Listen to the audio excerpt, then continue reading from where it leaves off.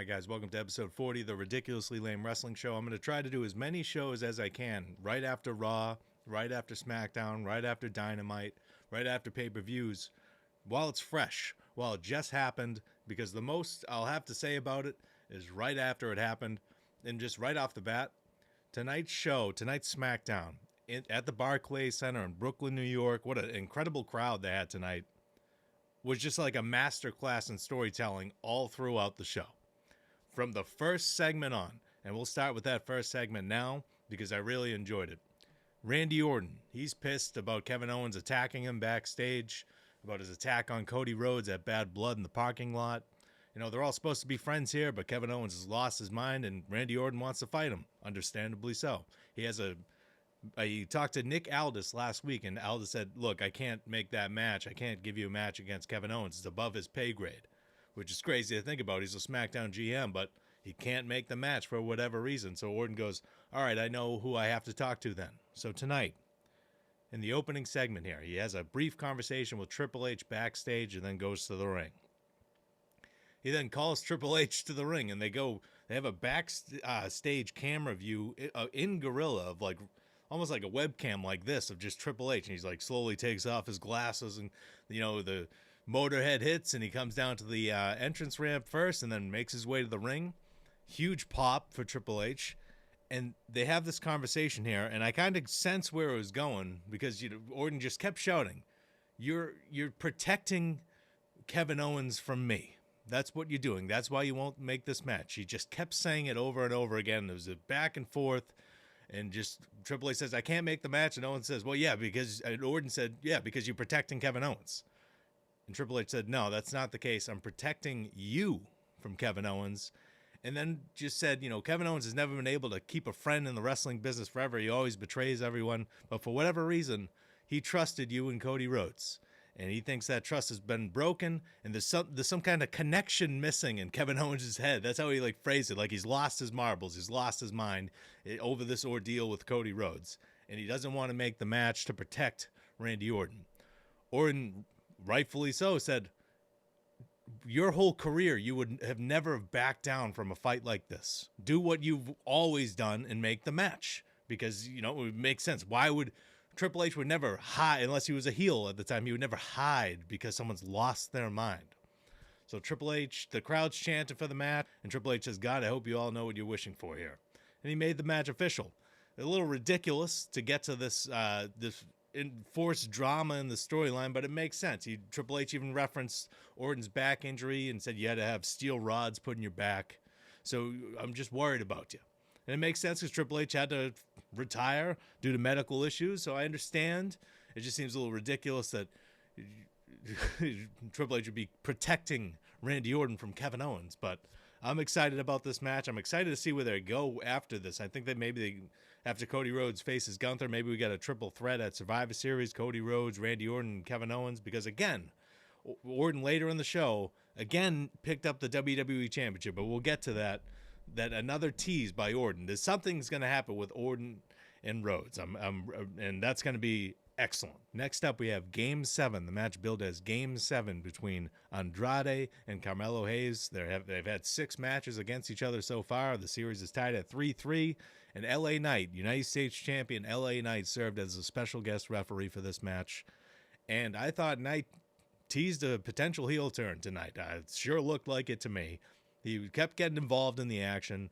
He was accidentally hit by Carmelo Hayes. He wound up responding and planting Hayes with a BFT. Andrade's like, what the hell are you doing? Because the stipulation for this match was the winner gets a shot at LA Knight's United States Championship. Knights just responded to Andrade by hitting him with a BFT too.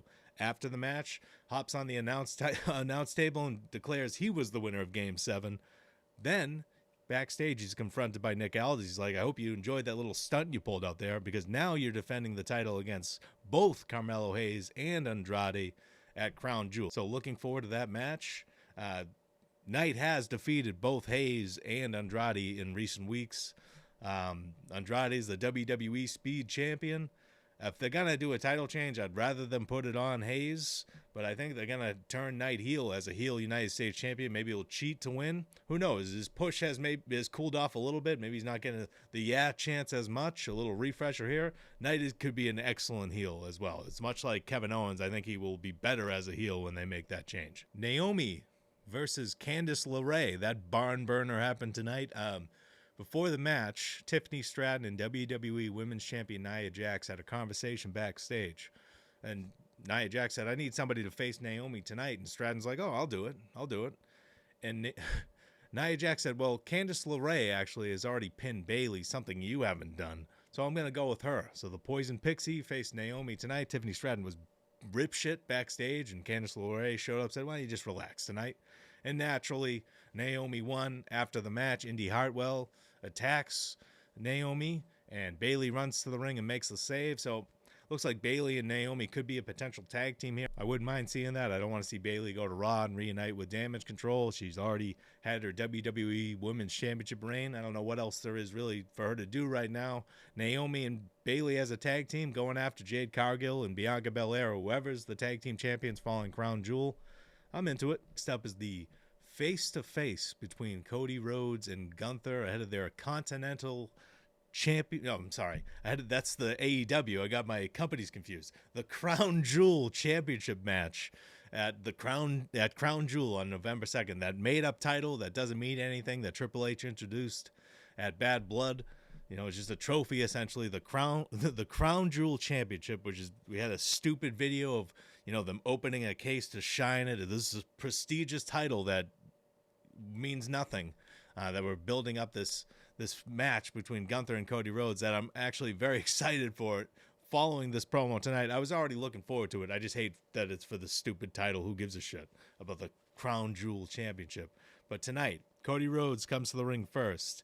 He's posing on the turnbuckle. They're about to hit the whoa in his entrance theme, and Gunther interrupts right as they go to hit the whoa. Awesome.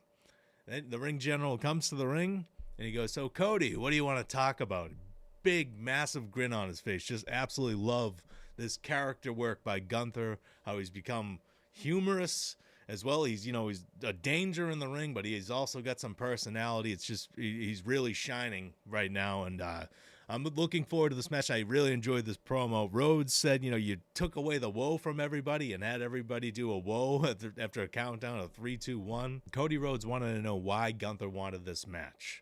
And Gunther said, because I'm the greatest wrestler in the world right now. And Cody Rhodes said, you got some things right, but you don't have the schedule of the champion. You're not promoting WrestleMania 41 like I was at Allegiant Stadium this week. Just taking a shot, calling Gunther lazy pretty much. And Gunther said, well, I got the same offers as you did for all these media things. I just have the guts to say no. I'm not self-centered, not everything about myself. I don't always have to be in front of the camera pretty much. And Cody Rhodes gets hot at this moment and says, guts. Let's talk about guts. My whole career is based on guts, and guts is having the fortitude to end this gentlemanly conversation, or whatever the fuck Cody Rhodes worded it, and punch Gunther in the face. A brawl breaks out.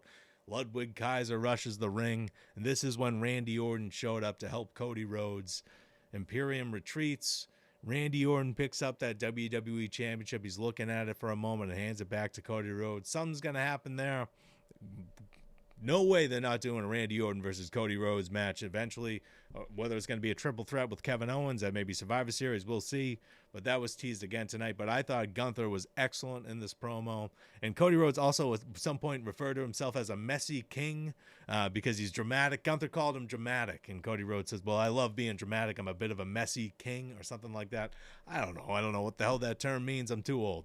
But he's a messy king, I guess. But I am looking forward to this match because there's a backstory that they haven't really referenced. I wish they would. Cody Rhodes has eliminated Gunther in the past 2 Men's Royal Rumble matches. I think one of them to win the whole match. So, yeah, in 2023, to win the whole match and go on to WrestleMania. When we lost to Roman Reigns at WrestleMania 39, he eliminated Gunther and then CM Punk in 2024 to win the match again. So there's this backstory there that I wish they would mention that Cody Rhodes has prevented Gunther from becoming World Heavyweight Champion. He's had to circumvent Cody Rhodes to get the title. I wish they would play into that a little more, but this is just a glorified exhibition match, but it's going to be a hell of a match at Crown Jewel. I just wish it was something for something more important than the Crown Jewel Championship. But again, really enjoyed this promo, especially Gunther. I think he's just improving on a weekly basis with a microphone. So we have a women's tag team championship match announced for Crown Jewel. NXT GM Ava Raine, The Rock's daughter, SmackDown GM Nick Aldis, and Raw GM Adam Pearce are all backstage with a bunch of female talents screaming at each other. They quiet everybody down and say, we have a match to announce for Crown Jewel. It's a fatal 4-way match. So Jade Cargill will be defending again. Jade Cargill and Bianca Belair will be defending their titles against Piper Niven and Chelsea Green, Damage Control's Io Sky and Kairi Sane, and Lash Legend and Jakara Jackson in a fatal 4-way at Crown Jewel. I think they should take the titles off Belair and Cargill there and start a feud again with Belair versus Cargill, just to help make Cargill a star if you can, a bigger star.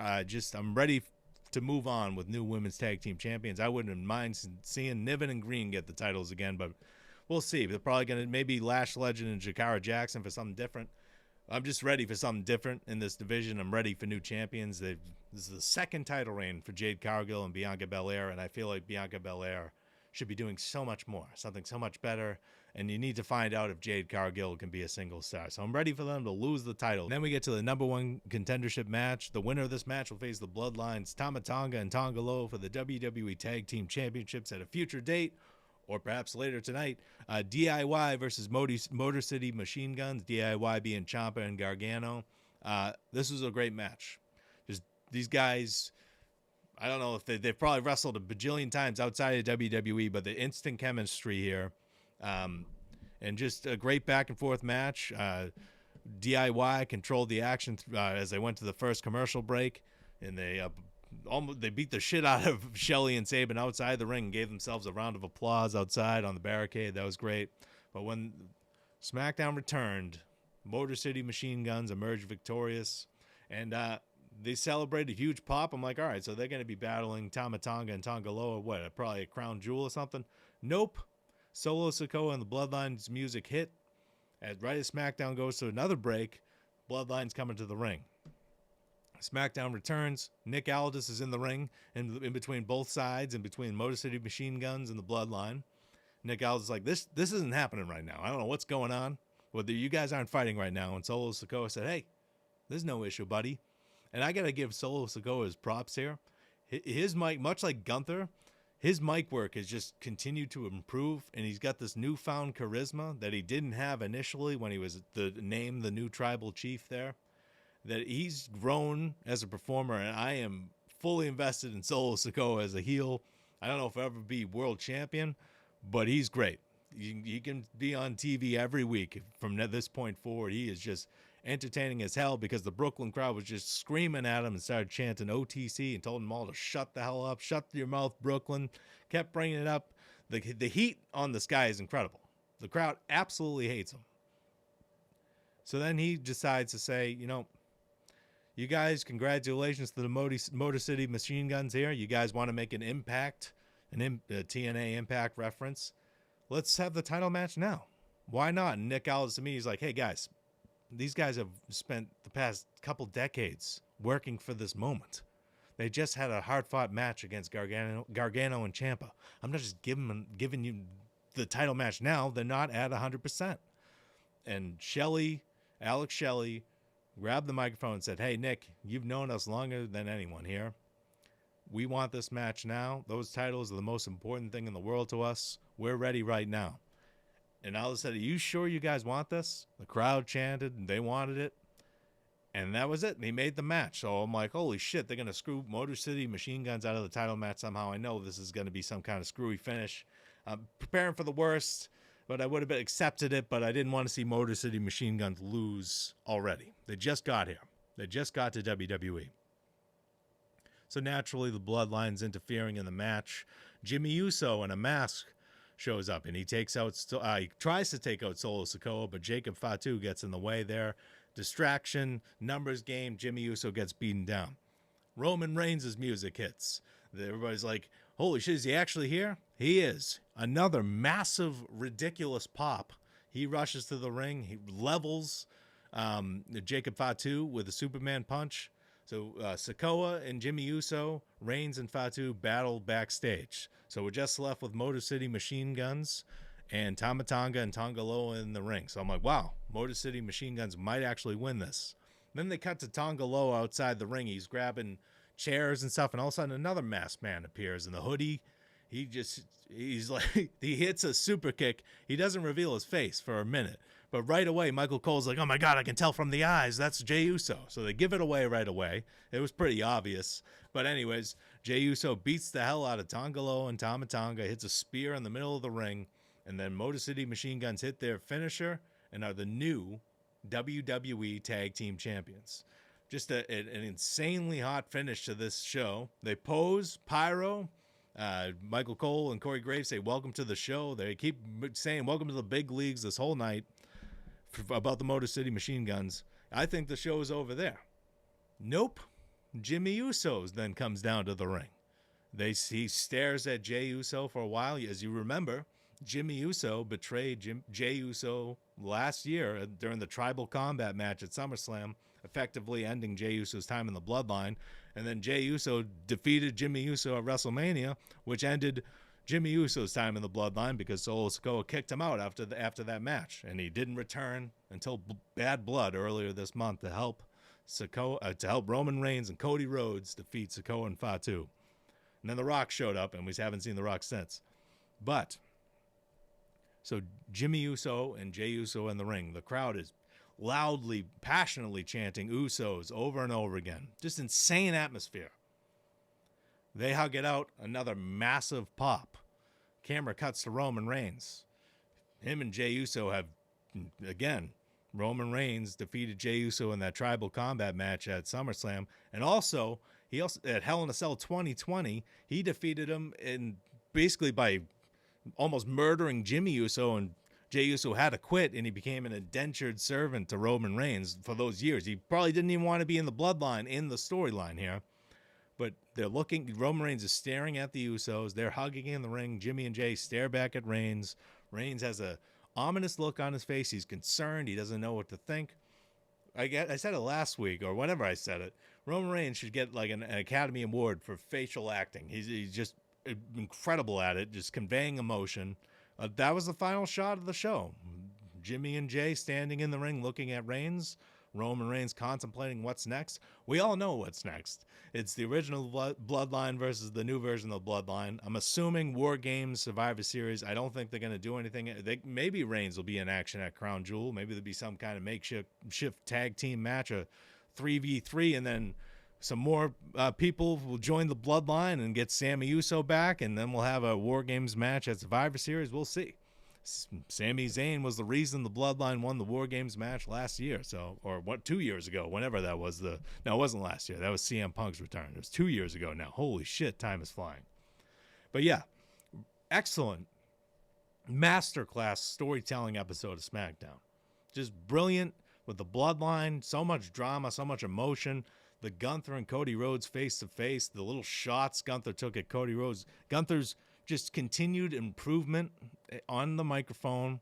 He just looks like a champion, and now he talks like one too. He's always been perfect in the ring. So now Gunther, just the sky's the limit. The next decade, I'm so excited to see where that guy goes in this company. But just really looking forward to what they do with this Bloodline storyline. I thought it was going to be stale. It ain't. The crowd is eating this up. And I am too. This is just, what a terrific episode of SmackDown. But that is it for this episode of the Ridiculously Lame Wrestling Show. Please subscribe if you haven't. Thank you so much for watching, and we'll catch you guys on the next episode.